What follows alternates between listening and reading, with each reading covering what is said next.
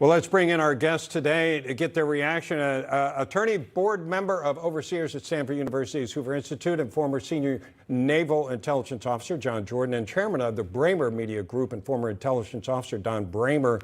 Don, let me ask you first, do you know offhand whether the kind of missile that Shelby had to escape, whether those are targeted or dumb missiles that are not targeted because they can hit anybody?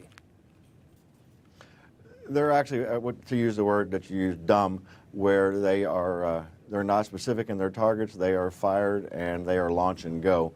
What is interesting here, though, is the weapon system that's used by Ukraine to defeat them, which is referred to as NASAMS, which were provided as a contribution from Norway.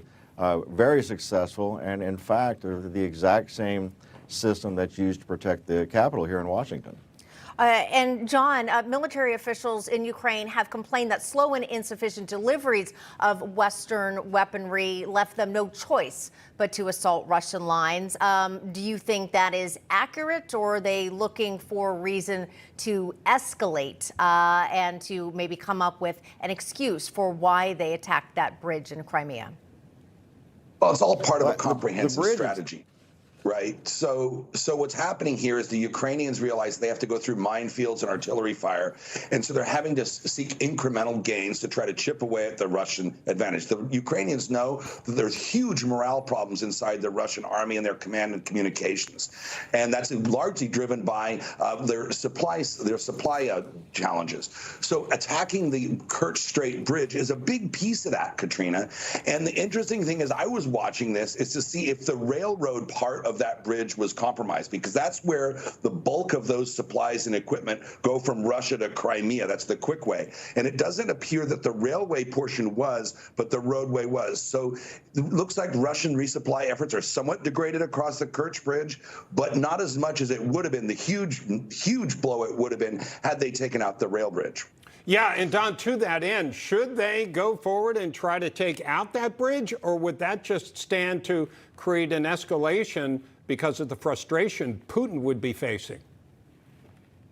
Well, taking out that bridge, it would be a huge embarrassment to Putin and to Russia. It's one of the largest bridges in Europe, and it's actually the largest bridge that's ever been constructed by Russia.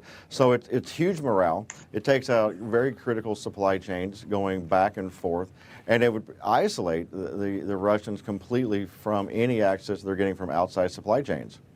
And John, before we wrap, I want to get your thoughts here. It seems that the war is intensifying rather than getting better. Do you anticipate this will be how it is for a while?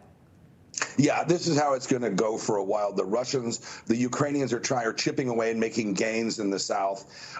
The Russians are trying to hold their ground around Bakhmut, but are trying to push somewhat around Kupiansk. This is going to grind on for a while. The most likely outcome for victory for the Ukrainians are if they find a soft spot and are able to penetrate the Russian defenses, especially in the south, and then roll up Russian forces in Donetsk and Donbass. It remains to be seen if they can do that. The Ukrainians are desperately in need of Western mine-clearing tanks, because it's those mine belts that are really slowing them down. But the Ukrainians are having a lot of success in negating the Russian artillery advantage. And so if they can uncouple these interlinked Russian defenses or separate them, they may be able to make some headway. All right, we're going to leave it there. John Jordan, Don Bramer, appreciate your insights. Thank you so much.